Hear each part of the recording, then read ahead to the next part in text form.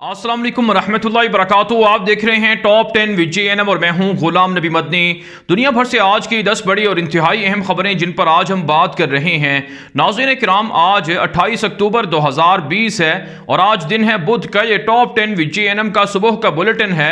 खबरों का सिलसिला शुरू कर लेते हैं। जो आज की पहली बड़ी खबर है ये पाकिस्तान से है।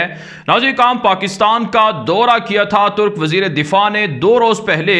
इस दौरे के दौरान जहां तुर्की ने पाकिस्तान के साथ बाहरी तौर पर पाकिस्तान की बाहरिया के साथ जो नए मुआहदे किए हैं, पाकिस्तान की बाहरिया को जो जदीद बाहरी जहाज देने का एग्रीमेंट था उसको आगे बढ़ाया है। वहीं नाज़रीन किराम, तुर्क वज़ीर दिफा की पाकिस्तान के आर्मी चीफ जनरल कमर जवेद बाजवा से मुलाकात भी हुई थी और इस मुलाकात की जो अंदरूनी सूरत हाल है वो अब वाज़ेह हुई है। पाकिस्तान के आर्मी चीफ जनरल कमर जवेद बाजवा को खुसूसी पैगाम पहुंचाया गया था। जो तुर्क सदर हैं रजब तैयब एर्दोगान, उनका तुर्क वज़ीर दिफा के ज़रिए से इसमें तुर्की के सदर रजब तैयब एर्दोगान ने पाकिस्तान के आर्मी चीफ की कारकर्दगी को सराहा है और पाकिस्तान और तुर्की के मुश्तरका ताल्लुकात को आगे बढ़ाने का कहा गया है और कहा है कि पाकिस्तान का आज़रबाईजान का साथ देना यह तुर्की के लिए बहुत अच्छी बात है और पाकिस्तान की फ़ौज के साथ मिलकर तुर्की उम्मत मुस्लिमा के मुश्तरका मसाइल को हल कर सकता है। इससे पहले नाज़रीन किराम, तुर्की के वज़ीर दिफा ने chairman joint chief of staff से भी मुलाकात की थी और पाकिस्तान के आर्मी का जो हेडक्वार्टर है रावलपिंडी के अंदर उसका भी दौरा किया था।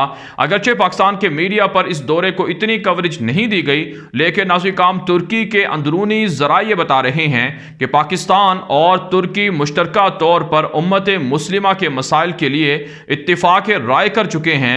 यही वजह है आज़रबाईजान का पाकिस्तान साथ दे रहा है। इसी तरह से लीबिया और शाम में तुर्की को सराहा जा रहा है। यूनान के साथ जो तुर्की का झगड़ा है इसमें पाकिस्तान तुर्की के साथ खड़ा हुआ है।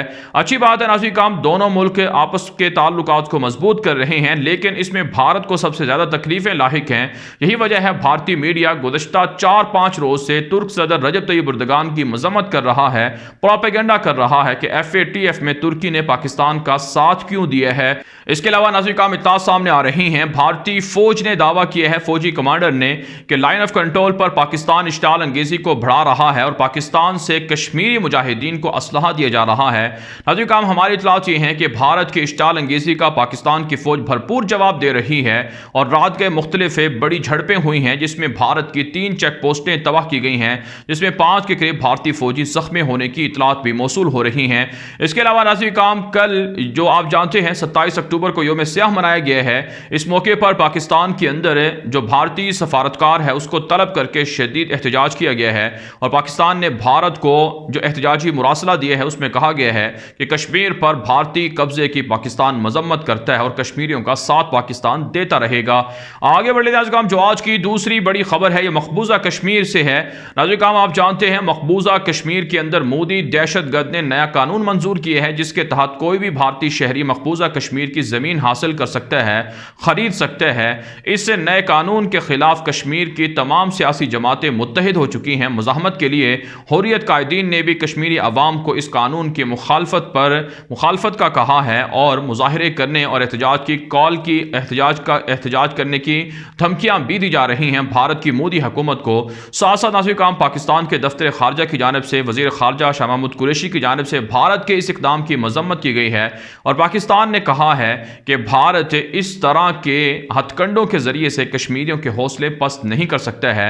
कश्मीरी अपनी जद्दोजहद आज़ादी को जारी रखेंगे और भारत 21 लाख से ज़ायद जो डोमिसाइल जारी कर चुका है उसके ज़रिए से और कश्मीरियों की ज़मीनों पर कब्जा करवा के कश्मीरियों के हक़ के खुद इरादियत को नहीं छीन सकता है। जबकि नाज़रीन किराम, इत्तला सामने आ रही हैं रात के भारतीय फ़ौज और कश्मीरी मुजाहिदीन के दरमियान झड़प भी हुई है जिसके नतीजे में 2 भारतीय फ़ौजी ज़ख्मी हुए हैं। कश्मीरी मुजाहिदीन के हमले भारतीय फ़ौज पर रोज़ाना की बुनियाद पर बढ़ रहे हैं और भारतीय फ़ौज कश्मीर के अंदर खुदकुशियाँ भी कर रही है।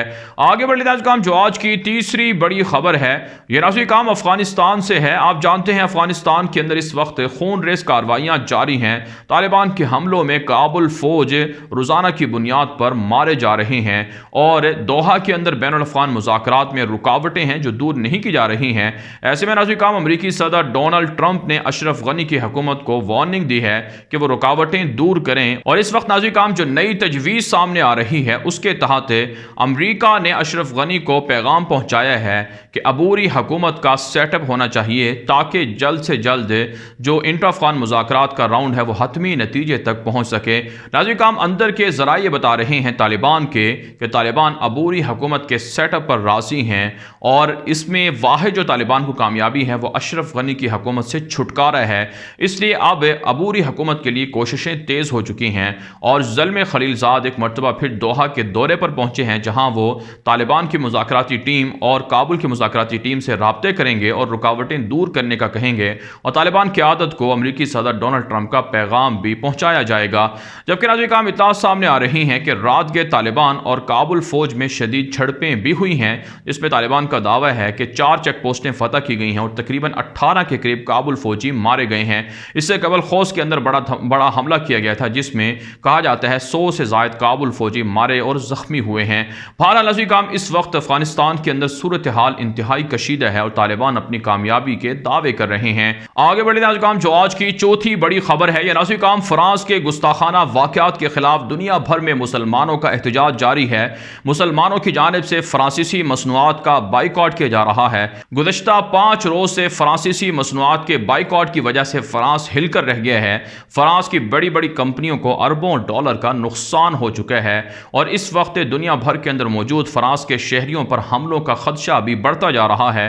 یہی وجہ ناظرین کرام، فرانس کی جانب سے دنیا بھر کے اندر موجود فرانسیسی شہریوں کو احتیاط کرنے کی اپیل کی گئی ہے، محتاط رہنے کا کہا گیا ہے، کیونکہ ان پر حملے ہو سکتے ہیں۔ جبکہ فرانسیسی صدر ایمانوئل میکرون کو جو فرانس کے اندر اپوزیشن جماعتیں ہیں ان کے احتجاج کا بھی سامنا ہے، اور فرانس کے اندر مسلمان بھی ایمانوئل میکرون کے متنازع اقدامات کے خلاف احتجاج کر رہے ہیں، مظاہرے کر رہے ہیں، اور اس وقت فرانس کی حکومت شدید مشکلات اور دباؤ کا شکار ہے۔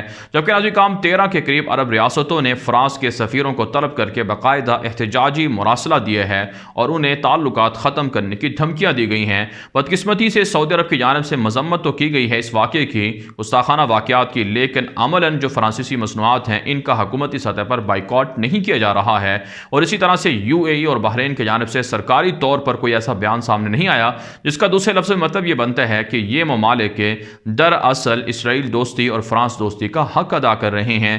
جبکہ ناظرین کرام، اطلاعات یہ ہیں کہ اردن کے بادشاہ عبداللہ ثانی کے جو بھائی ہیں انہوں نے بھی ٹویٹر پر ٹویٹ کی ہے، جسے عرب دنیا کے اندر سراہا جا رہا ہے، اور مسلمان پاکستان سمیت اور دنیا بھر کے دیگر بڑے ممالک کے اندر مسلمان سراپا احتجاج ہیں۔ پاکستان کے وزیر خارجہ شاہ محمود قریشی نے کل بھی ایک بیان کے اندر یہ کہا ہے کہ اگر پاکستان کو اپنے سفیر کو واپس بلانا پڑا تو پاکستان قومی اسمبلی کی مشاورت سے ضرور اپنے سفیر کو فرانس سے واپس بلائے گا۔ آگے بڑھے ناظرین کرام، جو آج کی 5ویں بڑی خبر ہے یہ ناظرین کرام ترکی سے ہے۔ ترک صدر رجب طیب اردوان کے خلاف جو ہالینڈ کے ایک گستاخ سیاستدان ہیں گیرٹ ولڈر، انہوں نے ایک متنازع گفتگو کی تھی، متنازع الزام لگایا تھا، گھٹیا قسم کا الزام لگایا تھا۔ اس پر ترک صدر رجب طیب اردوان کی جانب سے گیرٹ ولڈر کے خلاف مقدمہ دائر کر دیا گیا ہے۔ آپ جانتے ہیں دنیا بھر کے اندر گستاخانہ کارٹونز اور خاکے شائع کروانے میں گیرٹ ولڈر ہالینڈ کے یہ بڑے مشہور ہیں، اور یہ مسلمانوں کے خلاف اس طرح کی کمپین بھی چلاتے رہتے ہیں۔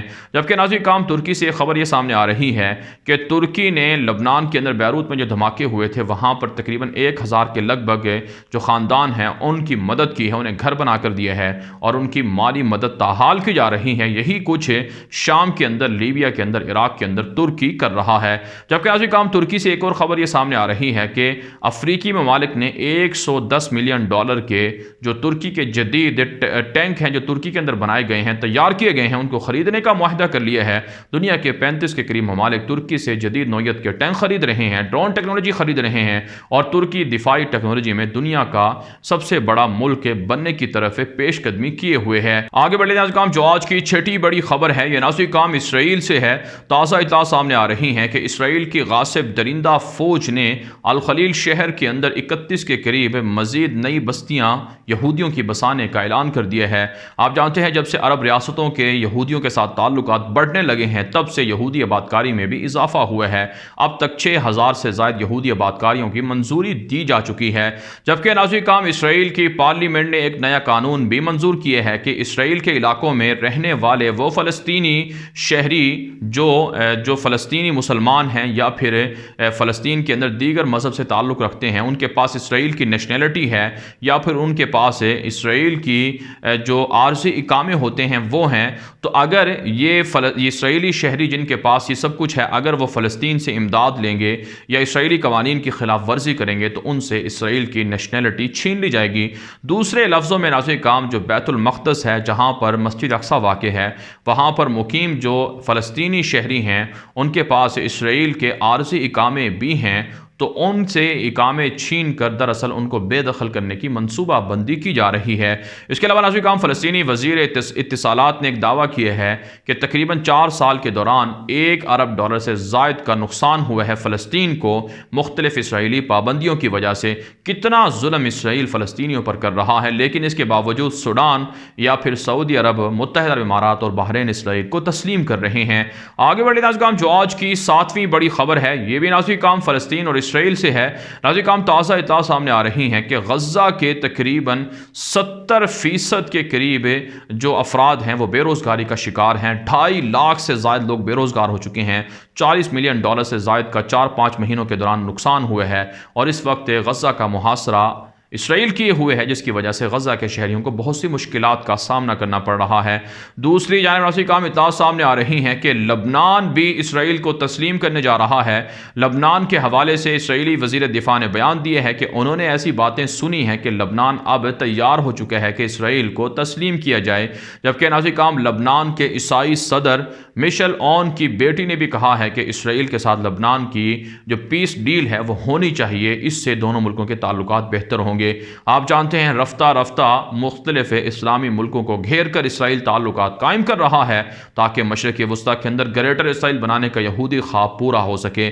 ایسے میں مسلمانوں کی ذمہ داری ہے کہ وہ یہودیوں کو مسجد اقصی اور فلسطین کے علاقوں پر قبضہ نہ کرنے دے۔ آگے بڑھے ناظرین کرام جو آج کی 8ویں بڑی خبر ہے یہ آذربائیجان اور آرمینیا کے درمیان جنگ کے حوالے سے ہے۔ آپ جانتے ہیں 1 ماہ سے زائد کا عرصہ ہونے والا ہے آرمینیا اور آذربائیجان کے درمیان جنگ جاری ہے۔ تازہ ترین اطلاعات سامنے آ رہی ہیں کہ آرمینیا کی عیسائی فوجوں نے نہتے شہریوں پر حملہ کیا ہے آذربائیجان کے، جس میں متعدد شہید اور زخمی ہوئے ہیں، جبکہ آرمینیا کے کاراباخ کے اندر جو فوجی کمانڈر تھے ان کو برخاست کر دیا گیا ہے، ان کو ہٹا دیا گیا ہے اور آذربائیجان کی فوجوں کے حملوں کے اندر 3 ڈرون طیارے تباہ کر دیے گئے ہیں اور ایران سے متصلہ سرحدی علاقوں کے اندر چیک پوسٹیں بھی تباہ کی گئی ہیں، جبکہ ایران نے اپنی فوج کو آرمینیا اور آذربائیجان کی سرحدوں کے قریب ہائی الرٹ کر دیا ہے اور دونوں کو دھمکیاں دی ہیں کہ اگر ایران کے اندر کوئی حملہ ہوا تو وہ اس کا جواب بھرپور طریقے سے دیں گے، جبکہ ناظرین کرام ترکی کی جانب سے آذربائیجان کا بھرپور طریقے سے ساتھ دیا جا رہا ہے۔ اطلاعات اور یہ دعویٰ کیا جا رہا ہے آرمینیا کی جانب سے کہ ترکی کا حمایت یافتہ ایک شامی کمانڈر آذربائیجان کے ساتھ لڑتا ہوا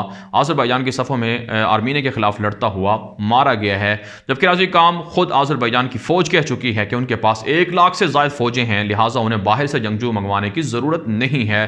آگے بڑھتے ناظرین کرام جو آج کی 9ویں بڑی خبر ہے یہ یمن اور سعودی عرب سے ہے۔ ناظرین کرام یمن کے اندر غذائی قلت کے شکار جو 1 لاکھ سے زائد بچے ہیں وہ بھوک کی وجہ سے مر سکتے ہیں۔ اقوام متحدہ نے الارمنگ صورتحال جاری کی ہے اور کہا ہے کہ یمن کے اندر جنگ بندی ہونی چاہیے کیونکہ وہاں بچے غذائی قلت کا شکار ہیں۔ نہ صرف بچے، ناظرین کرام بڑے بھی جو وہاں پر یمنی عوام ہیں وہ بھوک کا شکار ہیں۔ 6 سالہ جنگ سے کسی کو کوئی فائدہ نہیں ہو رہا اور دونوں ایک دوسرے پر حملے کر رہے ہیں، حوثی بھی اور سعودی اتحاد بھی، جبکہ حوثیوں نے قیدیوں کو دوبارہ سے قیدیوں کا جو دوسرا مرحلہ ہے تبادلے کا اس کے لیے اقوام متحدہ کو کہا ہے کہ وہ یمن کی حکومت کے ساتھ قیدیوں کا تبادلہ کرنا چاہتے ہیں۔ اس کے علاوہ سعودی عرب سے خبر یہ ہے کہ وہاں سعودی عرب کی جیلوں کے اندر بہت سے ایسے حکومت مخالفین قید ہیں جن کو بنیادی حقوق حاصل نہیں ہیں۔ اس پر انسانی حقوق کی تنظیموں نے شدید تشویش کا اظہار کیا ہے اور انسانی حقوق کی تنظیموں کی جانب سے کہا گیا ہے کہ لجین نامی ایک خاتون ہے جو انسانی حقوق ایکٹیوسٹ رہی ہیں، وہ انہوں نے بھوک ہڑتال کر دی ہے اور ان کی زندگی کو بھی خطرات لاحق ہو چکے ہیں۔ محمد بن سلمان پر بھی تنقید کی جا رہی ہے۔ آگے بڑھے ناظرین کرام جو آج کی 10ویں بڑی خبر ہے یہ ناظرین کرام جرمنی کے سابق خفیہ ایجنسی کے سربراہ نے ایک دعویٰ کیا ہے کہ دنیا بھر کے اندر چائنا اپنے کنٹرول کو وسیع کر رہا ہے، چائنا کا غلبہ بڑھتا جا رہا ہے، بالخصوص یورپی ممالک کو چین کے قبضے اور غلبے سے شدید مشکلات کا سامنا کرنا پڑ سکتا ہے۔ اس حوالے سے جرمنی کی حکومت کو تنقید کا نشانہ بناتے ہوئے سابق خفیہ ایجنسی کے چیف نے کہا ہے کہ جرمنی کے ساتھ چائنا کے تعلقات بڑھ رہے ہیں۔ سالانہ $250 ارب کے لگ بھگ تجارت دونوں ملکوں کے درمیان ہوتی ہے اور اس میں چین ہواوے کے ذریعے سے 5G ٹیکنالوجی کے ذریعے سے یورپ پر غلبہ حاصل کر رہا ہے، یورپ کی جاسوسی کر رہا ہے، اس سے یورپی ممالک کو خبردار رہنا چاہیے، جبکہ چائنا کی جانب سے سابق خفیہ ایجنسی کے چیف کے ان الزامات کی سختی سے تردید کی گئی ہے اور کہا گیا ہے دنیا بھر کے اندر معاشی جو منصوبے ہیں ان کو چائنا شروع کیے ہوئے ہیں، جس سے دنیا کے مختلف ممالک کو بھی فائدہ ہوتا ہے۔ بہرحال ناظرین کرام، دنیا بھر سے تھی آج کی 10 بڑی خبریں۔ ان خبروں کے حوالے سے آپ کی کیا رائے ہے؟ اپنی رائے کامنٹ کے ذریعے سے ضرور ہم تک پہنچائیں۔ مزید خبروں کے لیے آپ ہمارے ٹویٹر اکاؤنٹس دنیا میرے آگے اور غلام نبی مدنی فالو کر سکتے ہیں۔ آج کے لیے اتنا ہی، اجازت دیجیے، اللہ حافظ۔